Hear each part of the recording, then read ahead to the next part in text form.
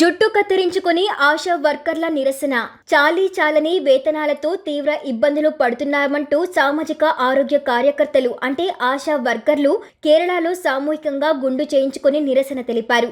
వారు చేపట్టిన ఆందోళన సోమవారం 50వ రోజుకు చేరుకోవడంతో తిరువనంతపురంలో సచివాలయం వెలుపల నిరసనకు దిగారు. ఈ సందర్భంగా భావోద్వేగ పూరిత వాతావరణం నెలకొనింది. మరికొందరు ఆశా వర్కర్లు జుట్టు కత్తిరించుకున్నారు. వారందరూ కేశాలను కట్టులుగా చేతపట్టుకుని ఎంజీ రోడ్లో ర్యాలీ చేశారు. చివర్లో ఓ తాడుకు వాటిని కట్టి నిరసనలు తెలిపారు. రోజుకు కేవలం 232 చెప్పున ఇస్తుంటే ఎలా బతికేదని కన్నీళ్లతో ప్రశ్నించారు. ఆశా వర్కర్లకు మద్దతుగా కొందరు పురుషులు కూడా గుండు చేయించుకున్నారు. గౌరవ వేతనం పెంపు, పదవి విరమణ అనంతరం ప్రయోజనాల కోసం ఆశా వర్కర్లు డిమాండ్ చేస్తూ ఉన్నారు. జాతీయ ఆరోగ్య కార్యక్రమం కింద 2023-24 సంవత్సరానికి అందాల్సిన గ్రాండ్ కేంద్రం నుండి రాలేదని కేరళ సర్కారు చెబుతూ ఉంది. వినియోగుల పత్రాలు రాలేదంటూ కేంద్రం దాన్ని తోసిపుచ్చుకునింది.